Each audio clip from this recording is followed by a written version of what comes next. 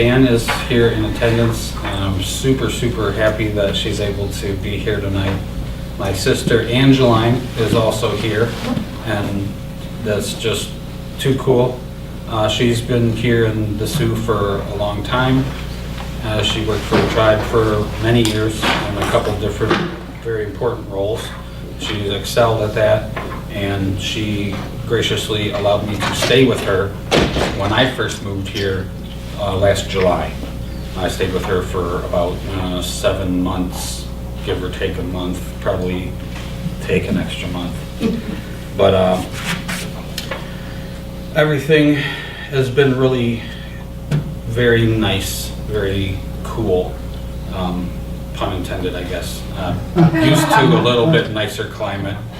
Was out in Oregon for 7 years, and I met in 2004 and got married in 2006. And in 2009, we moved out to Oregon, southwest coast. I was working for a Indian tribe with less than 100 members in very northwest California. We were in a little town called Brookings for 6 years. They have amazing weather. In January, February, we could be in shorts out on the ocean, just hanging out. Once we had Penny in 2013, she also adapted our love for the coast, the ocean, the sounds, you know, sitting on the beach, playing with rocks, and it was really an awesome experience to be out there. We do look forward to returning to the West Coast somewhere, potentially more near Portland. Ann has a daughter in Portland who's much older than Penny, 26, and a son who's going to Oregon State, and he is 20. And Penny loves them both, and they love her very much. It's really been an awesome experience for everyone. I could have made some better choices here and there throughout my life, as many people can claim that. But where I am right now, I am very happy, very happy with what I've been able to achieve and the prospects ahead of me. Some of this writing is a little old, we'll say. I'll kind of get into my set here. So I've loved running as a child, much like Penny. I'd like to just run around crazy and have a lot of fun, and eventually that turned into a love for the sport of track and field. My sophomore year, I had a particular race that I was very proud of. So this one is titled The Race. My event is coming up in a few minutes. I'm so nervous. The competition is too good. I can't keep up with them. Don't say that. Don't get down on yourself. You are a good runner. Just try. So there's only one more race before mine. Who am I running against? The second heat? At least I'm not in the slow heat. And thank my lucky stars, I'm not in the fast heat. Well, last call for the 400-meter dash. This is it. Don't think, just do it. Here I am in the middle of the track. I wish I had the inside lane. Oh well. My starting blocks are on the track. The adrenaline is pumping through my body like never before. Runners set. Don't start off too quickly. You'll get tired too soon. Whoa, they're fast. I better speed up. Now I'm through the first turn, doing all right. I caught up a little. Here's the back stretch. Lengthen your stride. Save some for the kick. Okay, it's almost time to kick. The final turn is here. I'm speeding up. There's the finish line, just a short distance away. Now, kick. I'm catching him. Here comes the finish line. He's just a little bit further. Kick, lean in. Yeah, wow, I got him. Phew, I'm so tired. Oh man, that was great. I can't believe it. I came in 4th. Awesome. What? What did you say? 4th place? That stinks. Who cares? I do. It's the best race I ever ran.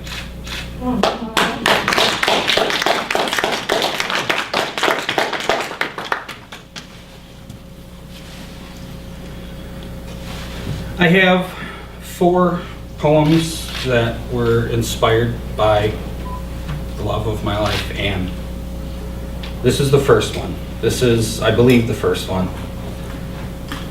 Very early on, we knew there was something magical between us. Little secret, we met online, but we were separated by, maybe 30 miles of distance. We hit it off right away, talked a lot, like 3 hours through Messenger, Yahoo Messenger at the time, and decided that we really wanted to meet, virtually like a couple days later. So we got together on the weekend and went out for a date, and I definitely had a feeling that this was not just a date. So I don't know exactly when in that process I wrote this, but it was pretty soon. I knew that she was into like the culinary field. She was a food writer for various magazines. She was the French cuisine guide for About.com. Got started actually before it was called About.com, and was there for a number of years. So my first poem, I kind of went that direction. I wanted it to really resonate.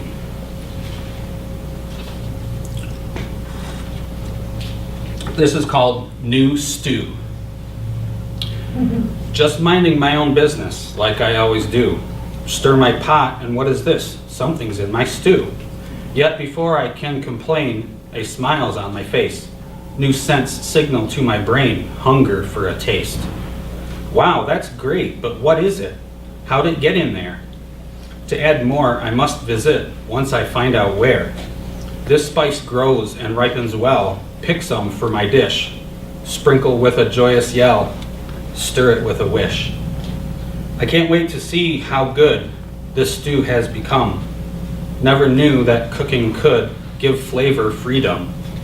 Taste buds yearn to realize just what they can do. Chef for whom my kettle vies, may I dine with you?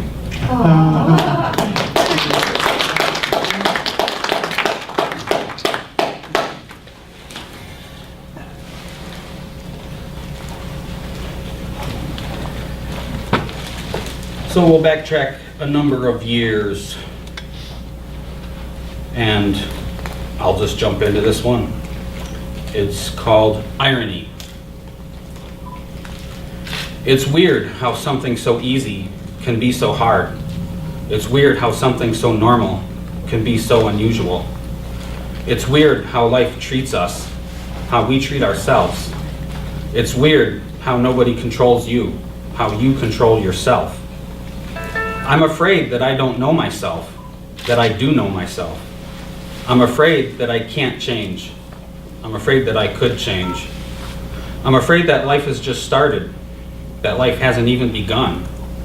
I'm afraid that I know what I'm doing, that I don't know what I did. What if we were really wrong when we were right? What if we should have when we didn't? What if we make the right choice from the wrong choices? What if we realize what we did before we did it? Why can't life be easier on us, even if we aren't? Why can't our problems go away, even if we find them? Why can't tomorrow be today, even if yesterday was? Why can't irony leave us alone?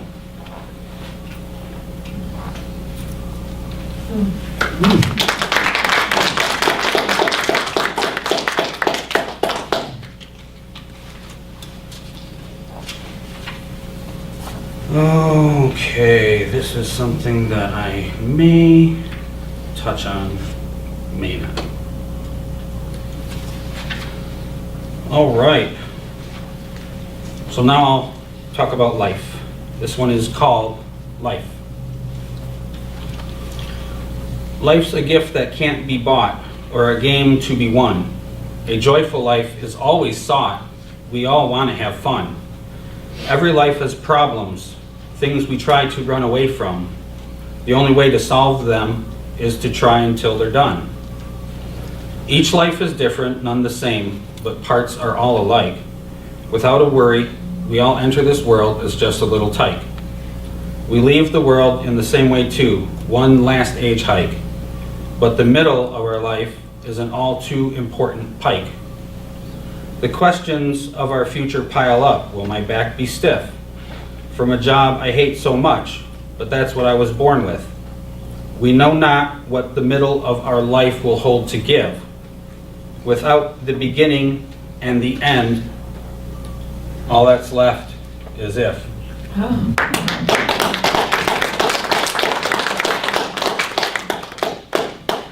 That was one of my earlier pieces.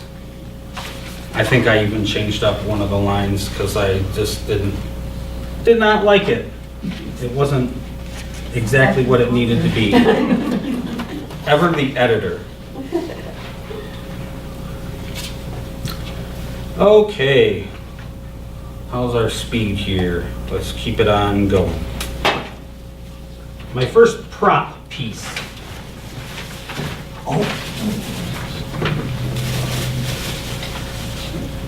So what we'll do, we'll stick this here so it's in the field of view. I have a wonderful painting that I was gifted because of what I wrote about it. Out in Brookings, we started a writers group when one that we were going to kind of fell apart. Then after a few months, learned about an event that was going on. There's a lot of art galleries in Brookings, and someone had organized an event called Artistic License. And all those who wanted to participate would pick a painting or a piece of art from one of the galleries and write about it. And then when they had their event, you could, perform your work. And so I chose this wonderful painting after looking at many of them and not really resonating with anything. I have a great love for cats. I'm much more of a cat person than a dog person. I had 2 cats when Ann met me, and I'm quite sure by now they have moved on to, little kitty heaven. But I got them when they were little. Someone came around at our workplace and had a box of kittens, a big box, so they weren't all crowded. But there were maybe 3 left, and I didn't want just one cat. I knew that when I was gone, I would like for my cat not to be lonely, so I got 2. And they were brothers, and they were great friends, and they also had fun little battles. This painting, I think she titled Botswana Romance.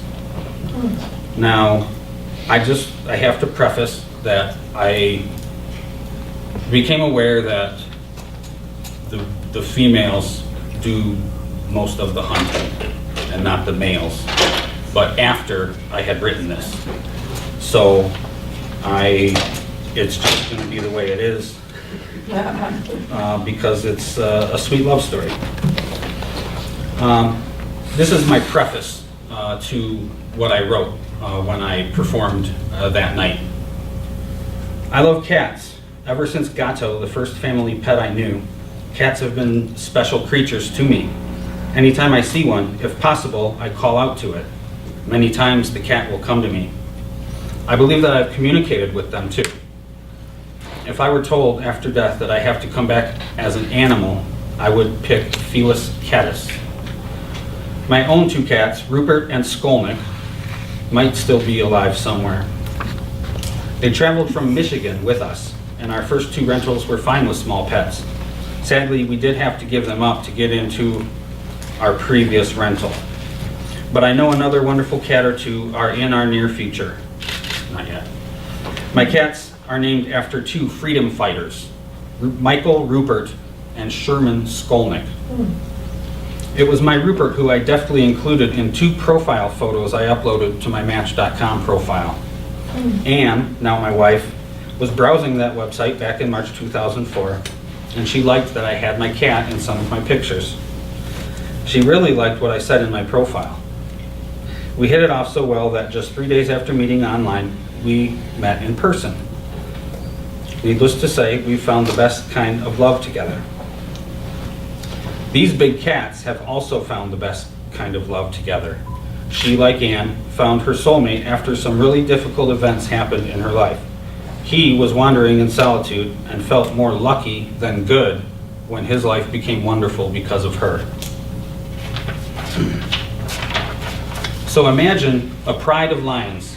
There are two particular cubs, one boy and one girl, who get along well and grow quite fond of each other. They share many fun times, and he even saves her from hyena attacks twice. Yes, they do fall in love, but no, they can never have cubs. Soon the male is fought with and forced to leave the pride. He's getting close to his prime, and he will definitely become a threat to the alpha. That night, heartbroken, she leaves too, running off to go find her soulmate. She just knows which direction he would have gone. The next day, she finds him just after a kill, and they share the meal. They got what they wished for, and as usual, much more than that. They continue their travels, not only getting further and further from what was once home, but closer and closer to what will become home. They struggle to survive, having to work as a team to bring in enough food, keeping watch over each other. Time and again, a good kill brings them back to the good life, but rarely does it last. Making it now is much harder than living in a pride. By hunting together, the male doing the dangerous parts, they're able to keep going on with life. They even have a new dream together. Back and forth, the food comes and goes. Then she gets pregnant, which is exactly what they wanted. Again, they get more. As her pregnancy advances, they go hungry longer than usual. It gets really hard for her to hunt with her soulmate, he to hunt without his. The day this picture was taken, this particular day, they were very, very hungry. He was oh so close to a great kill, but it escaped. He got kicked. It happens sometimes. The prey scared out of their mind, limbs going everywhere to perhaps prolong their good life one more day. Arriving back home, dejected and almost ashamed, he greets her. Tired and yet angry, he tries to soothe her. He tries to soothe himself. She's sad, but she knows how it hurts him so bad to have tried so hard with only fatigue to show for it. But she lets him know, tomorrow, I know you'll catch us a meal.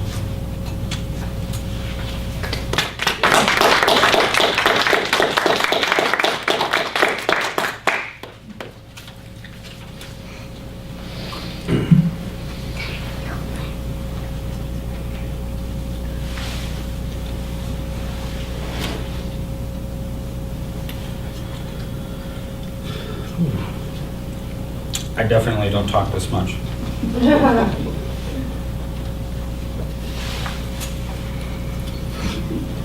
But being inspired is definitely a great help. Having Ann and Penny here and my sister is just very uplifting. I have two coworkers here as well, and it's just really great to get some support from people that I know and that I see, if not every day, every week.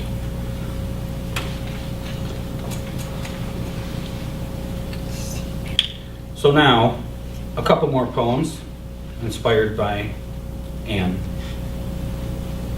This one is basically encapsulates that moment when we knew we were in love. It's titled Unspoken Words. When I heard you, I said it too. Our lips didn't move. We didn't hear with either ear, but know that it's true. Hearts beat so fast, 'cause it'll last, or many a year. Finding a groove, nothing to prove, potential so vast. We speak so well, mouths often tell of most emotions. Also those times when prose and rhymes say more than a yell. But spoken word must be deferred when love pantomimes. Passions, oceans, and sweet notions our feelings have spurred. Who knew that sound be nary round when it was first said? Both backs shudder, stomachs flutter, sharing what we found. When words convey unspoken they, that there is no other, to love instead, from toe to head, I'll know when to say.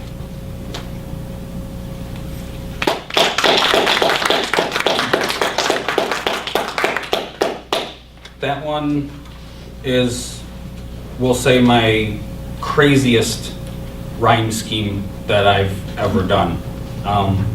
At times it doesn't seem to flow as smoothly as I'd like it to. Perhaps that's on me being the orator, but it was just inspiration, like I say, having those feelings and knowing how deep it was. Basically what happened is we were close together on my couch, and I saw her with her eyes say, "I love you." And I responded verbally, "I love you too."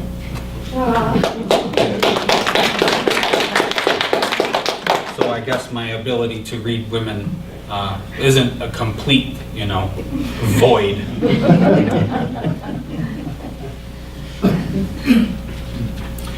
Now we'll get to my most provocative work that I will be reading. It's just the way it is. I'm going to read it. I hope you're not overly embarrassed. I'm proud of everything I've written, and every once in a while I write something that's kind of outside of, we'll say, people's comfort zones. I don't know. This one's called Out of Sight. Not just that night, she's out of sight.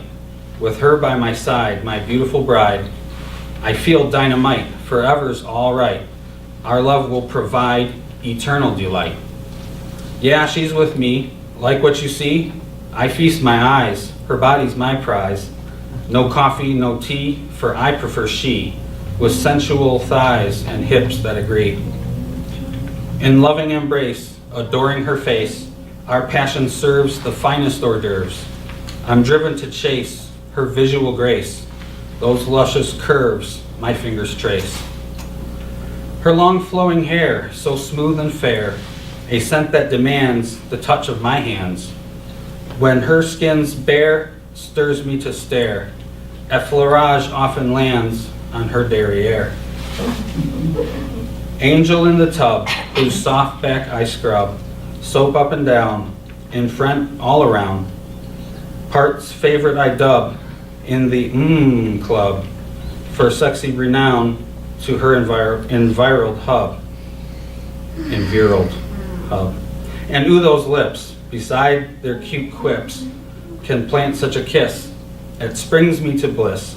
So lucky she strips, for our passions drips, to be in the midst of her arms' best grips.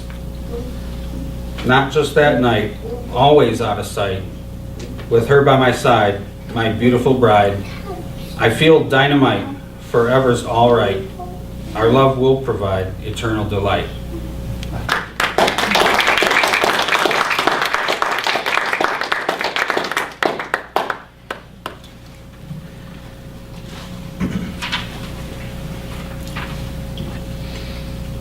And I was just about feeling not nervous.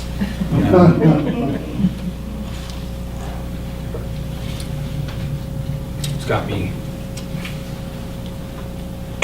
feeling different inside now. Let's see how I want to do this. Okay, a few things that I have. They are not finished stories. They are pretty fleshed out ideas for stories. This one I didn't read it all that much. I didn't do any editing really to it. I kind of just formatted it up to fit on one sheet of paper and printed it. But it's long enough, so I figured, well, it's probably not that bad. It's titled Not Alone. This story is about a massive arrival of aliens to planet Earth. It happened so suddenly and in such numbers that world leaders are caught completely off guard. The alien ships transform into factories which drill into Earth, extracting small amounts of matter in a non-destructive way. This matter undergoes a molecular reconfiguration as needed to create any element desired. Special platforms are being built that link together to produce huge mega platforms, 10,000 square miles in area. And these mega platforms are made to hover above the exosphere, about 4,000 miles above sea level. Since most people are afraid these aliens want to take over, and everyone realizes how futile any aggression would be, the world leaders do nothing. Some people try to approach the crafts, but are physically kept at a distance by some mysterious repulsion force. People start to wonder what's going to happen when a new light appears in the sky. Gradually it gets closer, and a tail becomes visible. A few people here and there think the aliens are here to help us in spite of having had no communication with us as of yet. As the apparent comet grows in size, the world leaders all go into hiding, and anarchy crops up in urban areas. Each alien craft has also been building, besides the mega panels, a large sound cannon which is quickly completed and already in place when the worldwide anarchy begins. All of a sudden, a soft hum permeates every location on Earth, and it has a pronounced calming effect on our species, except for the in-hiding world leaders who can't hear it. All people lose the desire to harm others, and some even have no fear of the comet. Some do fear it though. Meanwhile, the world leaders deal with their emotional roller coaster in various ways. Eventually, when the comet looks as if an impact is a guarantee, it veers off course. Instead, it takes a path that goes between Mars and Earth, which happen to be in conjunction. The aliens are done building all the mega platforms, and those begin moving into place just outside Earth's atmosphere in a highly geometric pattern.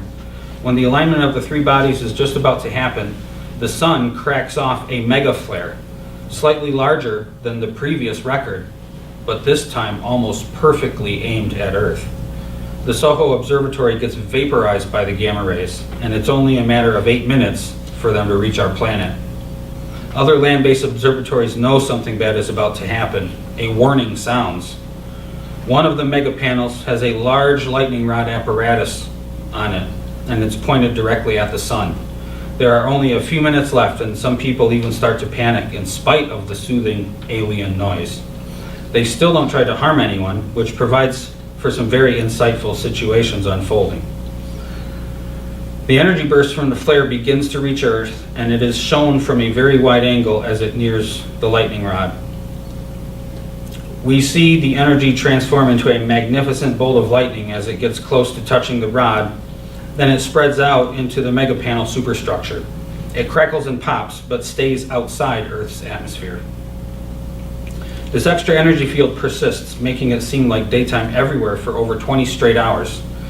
When the proton storm from the solar flare finally reaches Earth, the energy field prevents any from getting past it.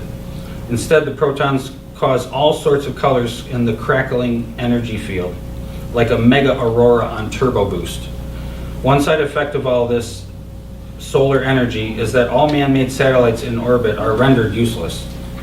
Then, as suddenly as they arrived, they leave, and all without ever communicating with us. Once the crackling subsides, the mega panels return to Earth's surface, and the factories reconfigure the matter to its original state and location. People are left with not as many ways to communicate minus all those satellites, but they have the knowledge, finally, if not any proof whatsoever, that life in this universe is not unique to Earth.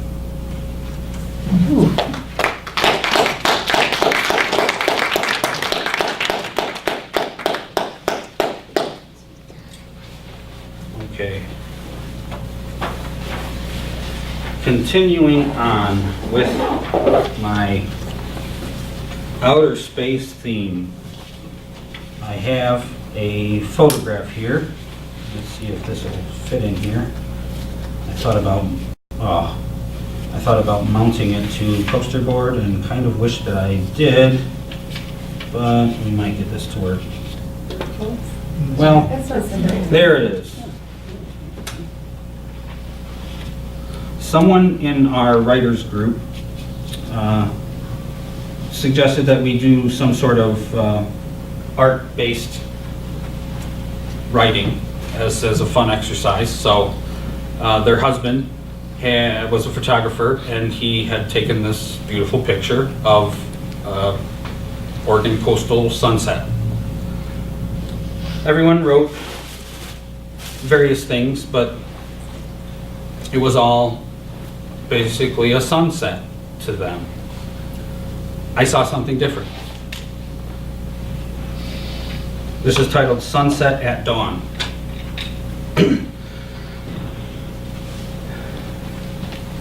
There's a jade right there, Dad. Our first one this morning. Yeah, hurry, a wave's coming in. Got it. Hold your pose, honey. This'll be good for Sarah to see. Last night on the phone, she said she misses our dawn jade hunts and wish she could go today. I'm glad she's coming home on break in a week.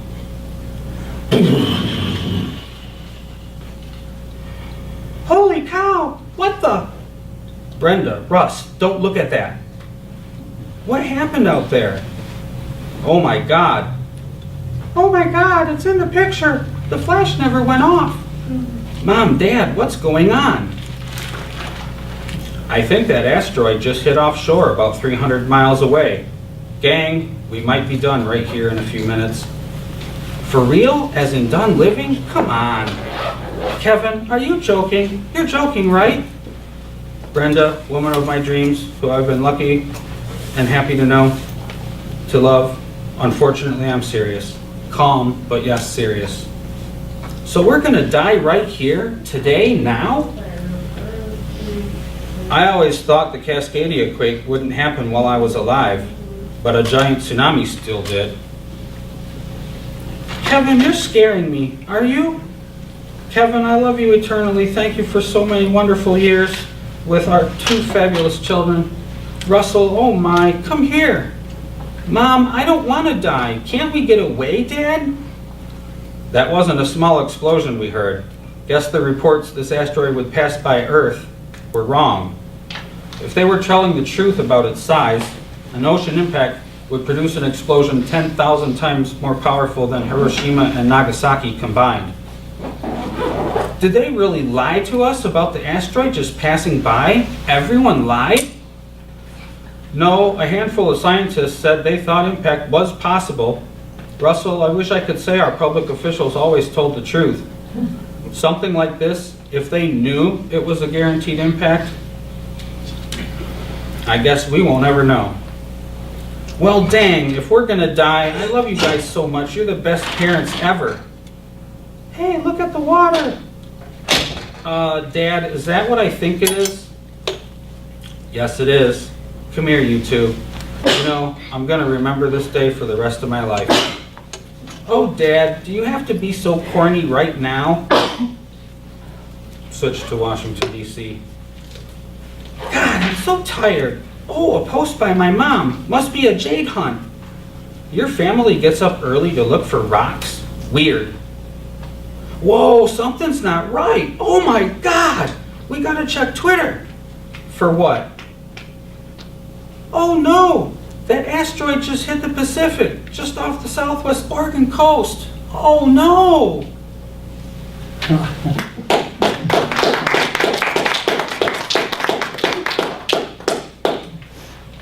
I did not practice those voices, so things could have went a little more swimmingly, but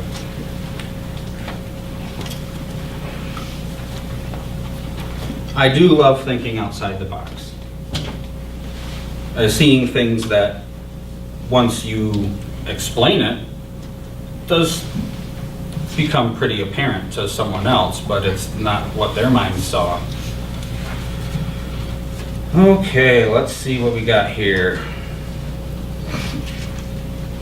All right. This is also about a rock, but it's not about an outer space rock. This poem is called Rock Bottom, and it starts by going down, and then it kind of comes back up. When you land, the deceleration brings ultimate pain. That's when you know you have finally hit rock bottom. Only one direction remains, up. That's the new morphine. Our hurt loses grasp on the wounds by getting knocked off. Yet the marks where it held on are forever imprinted on you. When you've been falling so long, momentum takes you there. Cannot take you any place but down. You have no wings to flap. Opportunities to grab something solid come into view, then pass. At some point, a specific point, the decision to rise is made for you. Now it's go time, do or die. The heights to be reached are all there.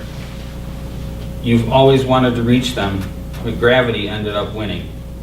This time will be different. You have yourself to prove this to.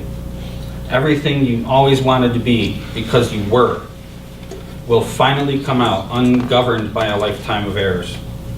Desire to live for others produces the greatest boost, caring deeply for those you so treasure the most. Knowing what really matters is all that matters. The greatest of times is just ahead of you. Nothing will stop you. Power is yours. Don't hold back ever, ever again. You have one chance for life. It's this moment, yours. Hitting rock bottom. Never felt so great.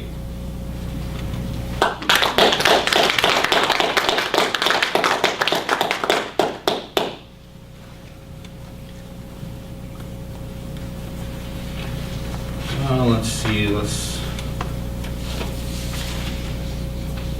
all right. Let me see what I got here. There's stuff I definitely want to get to. I may start reading fast. Okay, a few things inspired by Little Kenny. This one's called Dollars for Santa, and it is one of those fleshed out ideas for a short story. A little kid who is extremely thoughtful for her young age wants to send a couple dollars to Santa. She knows he and his helpers are really busy making toys, and everyone is always asking him for stuff, but nobody ever sends him a gift. So she wants to send money to help them get what they need and to have a pizza party. She asks some of her relatives and friends to do it, and some of those people tell their family and friends. North Pole, Alaska, receives over 100 letters from all over the country, each with money included. They are stunned as the total amount is over $1,000. The story starts local but quickly goes national. The search is on for people who sent money to Santa and who started the idea. Eventually it's discovered that a little 3-year-old girl from Michigan came up with the idea, writing letters to all her family and friends asking for help. The nation, and then the world, is amazed by this thoughtful, altruistic, loving child. An organization is started up by her parents called Dollars for Santa, which helps Santas of all cultures across the world to spread holiday cheer. The parents structure the nonprofit properly so that they are CEO and CFO, which happen to be their real-life jobs. Everything is done legally. Of course, they do listen to their daughter and her suggestions. The little girl didn't want people to talk about what they were sending. She wanted people to just send what they could and feel happy to help Santas. She handled a good amount of the public relations and marketing with the help of a few very connected people her mom and dad knew quite well. Rumors leading up to Christmas are that the organization is raising a ton of money. The first people to figure this out decide to sit on it, as they don't want to affect the donations. Then others catch wind of what's happening, but also keep quiet because they want to see just how much the kid can raise. The day after Christmas, the girl's parents realize the full extent of what their little girl has done. They too wanted to be in the dark about how much was coming in. Some millionaires sent several hundred thousand, a few billionaires sent even more, and millions of people sent what they could. As it turned out, Dollars for Santa raised over $500 million. The sweet little girl becomes Time Magazine's youngest ever person of the year. But what she did next blew everyone away. She decided that was too much monies to go towards just Santas and Christmas, so she wants to donate most of the funds to other good causes. Hundreds of charitable organizations of varying sizes, all chosen by that thoughtful, altruistic, loving little girl, receive large donations which enable them to help so many more people and animals have healthier, happier lives.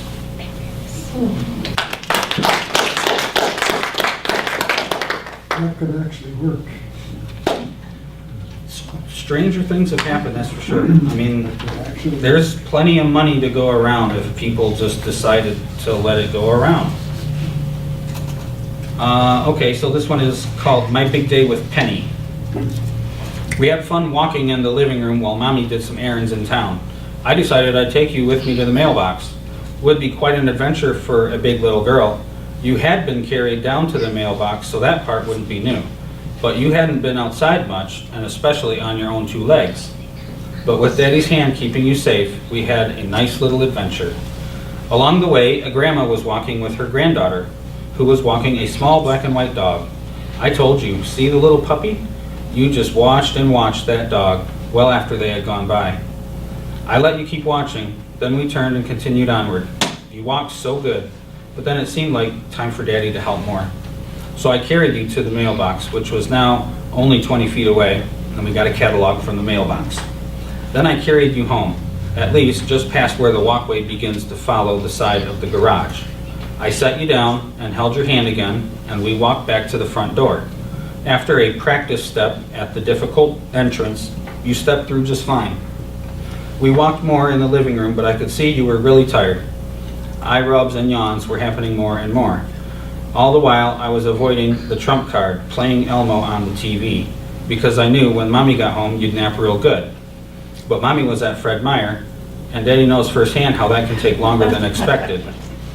So I sent her a short message about baby needs nap. You were fussing some, so I took you down the hall. We stood in front of the doorway to the spare bedroom, but you acted like you didn't want to go in that room. I took you into our bedroom and walked over to the foot of the bed. As I sensed your approval, I figured I would try to lie down with you in the bed and get you to nap. If you could nurse on me, you'd have fallen asleep so quickly. I could tell you were close, but not close enough. So I picked you up and held you like Mommy does. I took you in the living room and hoped you would fall asleep on my shoulder. Yet it wasn't quite time for that to happen. Your head was showing signs of sleep, but you still couldn't.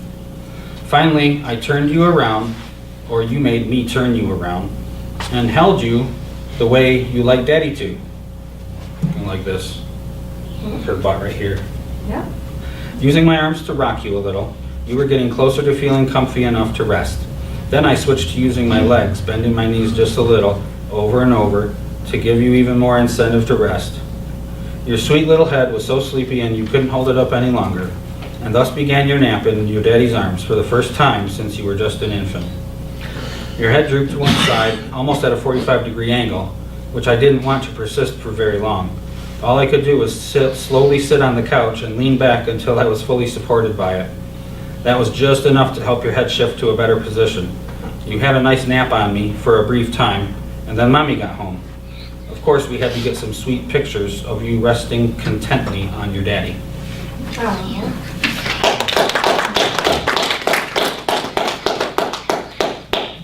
Okay, so bear with me. I'm going to do two more things.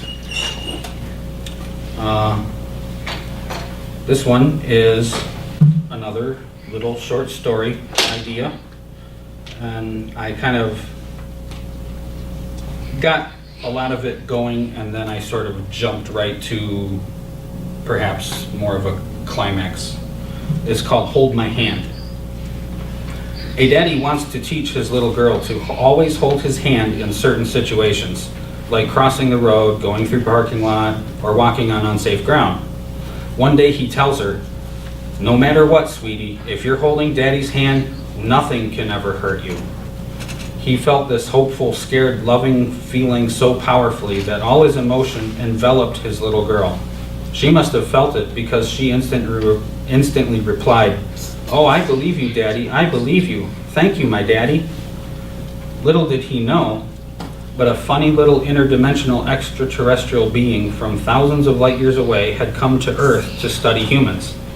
It was observing them at that very moment, and it was so moved by the father's love for his offspring. This particular species of alien could see emotions. It was amazed by how full of emotions the human made itself, all by thinking about and saying that one sentence. Emotions of joy, love, pain, suffering, and grief, but most of all, immense love. This happy being decided they wanted to look out for the two humans it observed. And one day something dangerous was about to happen. But the little girl was holding her daddy's hand. The alien used its interdimensional abilities to subtly cause daddy to look up, just as an electrical transformer on a telephone pole overloaded. The power line snapped and his little girl instinctively looked in the direction of the noise. Just as the live cable was flung toward the ground, Daddy pulled his little girl out of the way. She said, "Wow, Daddy, you were right. I didn't get hurt." They hugged a powerful, long hug and continued on their day. Things like this happened every once in a while, where Daddy seemed to have superhuman senses and reflexes, which kept him and his little girl safe from harm. Eventually, he felt like there was something else going on, that it wasn't just him. As they grew older, they held hands less and less, but never stopped doing that. One day, decades after her daddy made her that promise, she repaid him in full. As they were about to cross a busy street, she grabbed her dad's hand and said, "Hold my hand, Dad, and nothing can ever hurt you." She grinned knowingly, as if she understood her promise would be just as binding as his was. He grinned knowingly, as if he knew whatever force out there that helped him fulfill his wild promise would help his daughter fulfill hers too. He said, "Oh, I believe you, my little girl. I believe you. Thank you so very much." Just as they were halfway through the intersection, a sports car came screaming down the road to make a left turn, despite the red light, which it should have stopped in its tracks for. The daughter, hearing the squeal of tires, pulled her father forward rapidly. The car missed him by a foot. Scared, shocked, dumbfounded, and overwhelmed by what had just transpired, he proclaimed to his daughter, "Wow, sweetie, you were right. I didn't get hurt." The funny little being smiled as big as it ever had.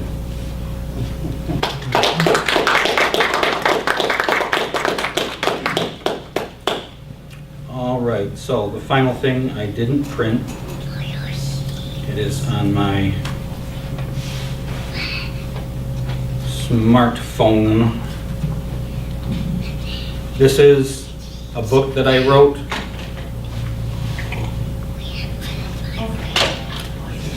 for little kids, little kids,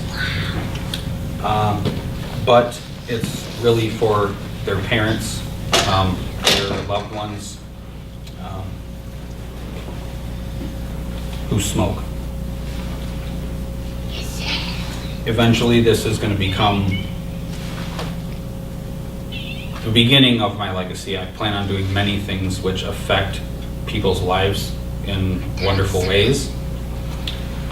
But I know that one of the ways I can affect the most people on this planet is with this very book. It's going to be a board book. I'm not an artist. I don't have illustration capabilities, so it's just been written. It hasn't been drawn. I need to make some things happen and submit it to a few publishers that are taking submissions, even if you don't have an agent. So, all that said, it's a great, wonderful book, which someday you will see in healthcare waiting rooms across the nation, across the world. School, libraries, a lot of places, and bookstores. Daddy, no smoke. What this, Daddy? That yucky, Penny doesn't want. What in box? These things, made of plants. Helps Daddy calm down. Calm? Yeah, sweetie, something inside it. Food? Dada eat? No, Dada breathe plant air. What plant air?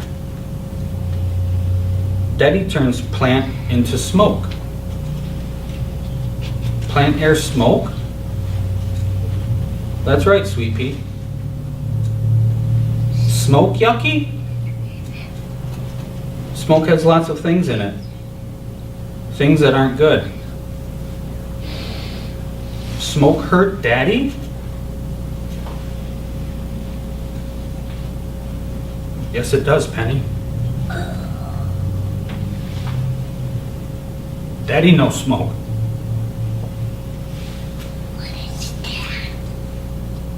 And then the final 2 pages are a picture of Daddy looking at his pack of cigarettes and looking at Penny's face and looking at his pack of cigarettes again.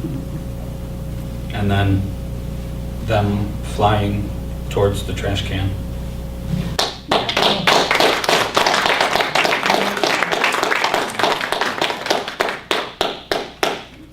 I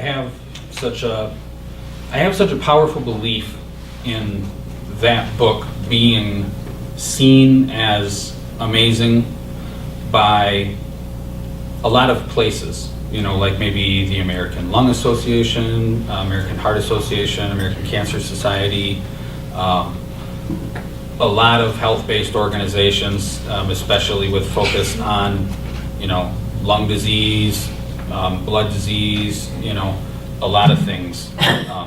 And I think that it could really save a lot of lives. I mean, the whole point is to use the children as a weapon against tobacco use. I feel like it's a really, really sneaky move, but one that could work very well compared to a lot of the existing methods out there. We do so much for our children, and especially when they ask. And I think if people knew that kids understand smoking's not good, they would quit. They would just quit. So my vision is that, you know, this book, Daddy No Smoke, there could also be a version called Mommy No Smoke. The artwork matches who it's for. Could be Sissy No Smoke, you know, Brother No Smoke, Grandpa No Smoke. There could be, there's a lot of possibilities, I think, if the right publisher, if the right people believe in my vision of what I think this can be. I think it needs to become that big in order to have its full effect, you know, on humanity. There's hundreds of thousands, hundreds of millions of people that smoke in this country still. You know, it's like 130 some million people still smoke, I think. I looked up some statistics. Anyways, I write a lot about a variety of things, and I plan on writing more children's books that are just nice little stories, you know. But this book, I feel like, is going to become something really special to take on a life of its own. I have plans to also write something called Daddy No Drink. And I feel like tackling these two social problems is part of what I'm meant to do on this planet. Well, you should let them know that maybe it also was therapeutic for you because you quit smoking after many years. I should explain that part too, yeah. I didn't smoke in high school like a lot of people did. I knew what it was like. I tried it a couple times, just a few puffs, you know. But it wasn't until college, really, when I started smoking cigarettes. And especially when I started working with other people that smoked. And in our office for a little while there, we could smoke. The way that things were, our offices were in a house. You know, it was like a house that I had worked for Saginaw Chippewa Indian tribe when I got out of college. And it was just a house they owned, and they needed to put MIS in there, and so we had kind of free reign, and we would gather around our meeting table in the morning, have coffee and cigarettes, and then get into our day, you know. It wasn't until, and I wanted to quit, I knew I wasn't going to be a lifelong smoker and all that kind of stuff, but I didn't really try hard to quit. When Ann was pregnant, I knew that it was basically time. You know, I don't want the cigarettes, the smoke, etc., to be around Penny, affecting her. I didn't want it to become this thing that she would eventually ask me about what are these, you know. And when my dad, when I was little, I did the whole pretend smoke thing. You know, I felt my dad's cigarettes, and he saw me doing like the pretend, you know, put it in my mouth, and I probably had no clue what I was doing other than I saw him do that. But he decided at that moment, you know, he wasn't going to smoke anymore. He did switch to chewing tobacco, which I don't fault him for. And it's not like I chewed for the, he did Red Man from the packs, and I chewed canned stuff for about 6 months when I did try to quit smoking. But I kind of went back to smoking after that 6 months. Anyways, I tried and tried, and I wrote the book as Penny's way of asking me to quit without her really having to ask me. And unfortunately, even after she was born, I still didn't quit. It kind of took, in some sense, a hitting of rock bottom with my situation, my relationship with smoking. It kind of hit rock bottom, and you know, truth be told, Ann said, I don't think you can quit. You know, you keep saying you're going to quit, and then you don't, and you've made a bunch of promises, and you have broken them, you know. And I got so mad, you know, and in a way I'm ashamed that it took such a powerful anger over my failures to finally quit. But I'm more happy that I actually did quit. And that was August 2014. So finally, Daddy No Smoke. And it was an important thing to do for so many reasons, but it really validates the story. It validates my book, and it validates my belief that a lot of people need to quit smoking as well, without coming at people with all this like dirty lungs, you know, models of dirty lungs, and, you know, not going that route. Just taking the route of love, you know, love of children, just brutal honesty with them and with yourself. You know, children can understand so much if we just explain it to them, if we try to explain it to them. And so, without going on a whole lot more, that's Daddy No Smoke. I wanted to save what I felt was my best work for last, and that concludes my reading. Thank you very much.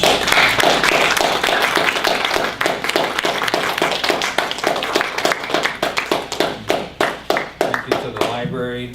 I just did open mic 2 months ago, and they said, hey, do you want to do one of these? And I didn't realize what I was getting myself into, kind of, sort of, but I was totally for it. and I'm just really looking forward to trying more things like this in other venues. So I'll be publicizing it somehow, some way, and maybe I'll see some of you there.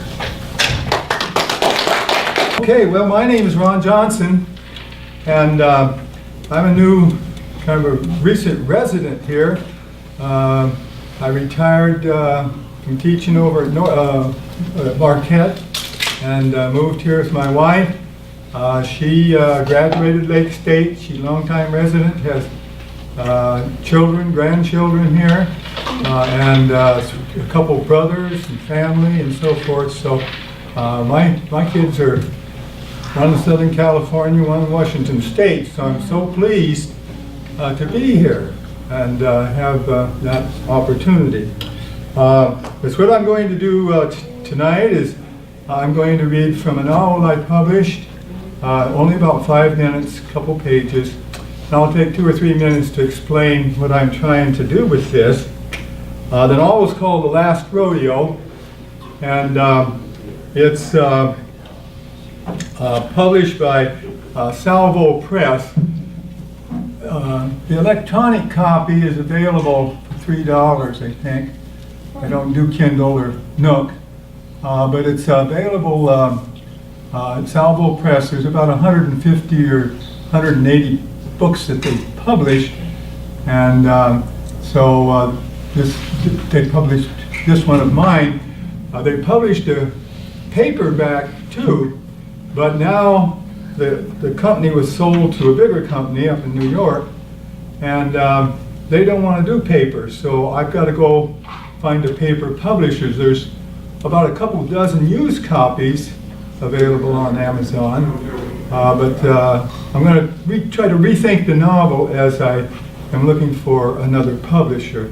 And this is kind of part of the process, getting back in the voice and the feel of it. Published in 2012. Instead of giving you an overview, a quick one, I'm just going to read the blurb, a little paragraph on the back to get you in the mood for what the scene I will be reading.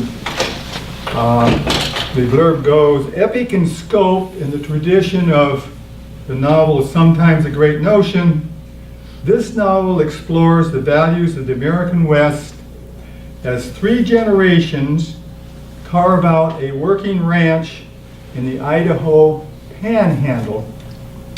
On the weekend of their 60th wedding anniversary, Ray and Betsy hold a family gathering and a final celebration at the Omak Stampede Rodeo, where their eldest son, Arnie, struggles to put his life back together after his wife's death.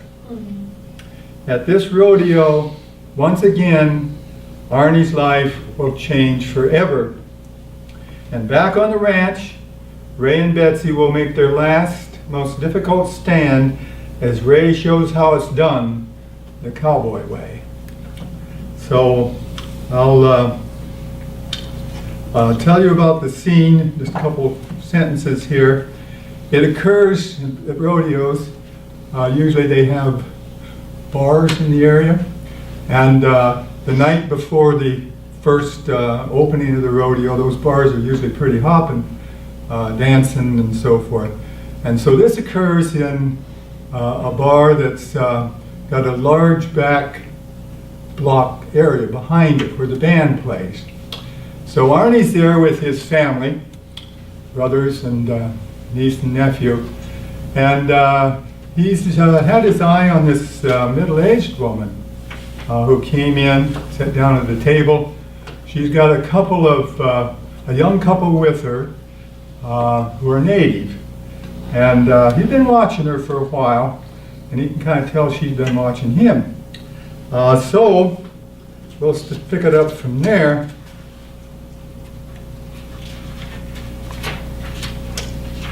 And now comes the first waltz of the night, the cover of Crazy, and with the bright golden moon high above this outside dance floor, what has he got to lose? He's on his feet, walking between the charged space toward her table, the woman startled to see him approaching. He nods at the man, who frowns slightly at the native woman with a suggestion of a smile on her face, and looks into the wary face of the woman, her brown eyes. "I'm Arnold," he said. "Would you like to dance?" She doesn't smile.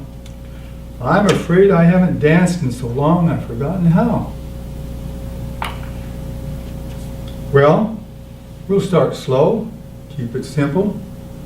She looks at the impassive face of the native man and at the younger woman, who smiles at her, encouraging her. "Good." "Well, I don't know," she says. He smiles down at her. "Let's give it a try." Slowly she stands, a shorter person than he had thought, with the intriguing scent of an expensive perfume. He could have guessed that. Out on the floor, he holds out his hand, waiting for her to take it. And she does, her palm solid, more muscular than he had expected, she not looking into his face, but at their joined hands, as he slides his free arm around her back, his palm halfway between her waist and shoulders. Touching her there, his hand feels the excited tension in her body. "Ready?" She looks up into his face, her brown eyes hesitant, but nods her head. And there they are, a little ragged with the first few steps, and her glitch at their first turn, but he keeps it going until she's back in step. If she's not a natural, she's determined to hang in there, and he admires her for that. After one full circle of the floor, she begins to relax, feel at ease in his arms, and he pulls her closer until her breast touches chest. She doesn't seem to mind that. "Who are your friends?" she asks. "The one in the green shirt looks like your brother." "He is." "And the one in the white shirt?" "The younger gal is his daughter, my niece. That's her husband beside her." "And the woman?" she asks. He smiles. "That's Lane's wife, Wanda, my brother. He has the green shirt." "Oh." Her eyes look relaxed. She's quite a dancer. She does like the music. He dips and turns, and this time she's with him. "How about you, the couple you're with?" She smiles, the first smile she's had for him, her teeth showing a little overbite. "My son Dean, and my daughter Jane." Well, I had that wrong. When my brother Stanley said she's your daughter, I told him, "You're way too young to be her mother." They're a pair of good-looking kids. She studies his face now, her brown eyes searching. "Thank you. I didn't catch your name." "Lynn," she says. "Lynn Parker. I'm Arnold Jackson out of Coeur d'Alene, Idaho." And that's a couple pages and give you a little flavor. All right.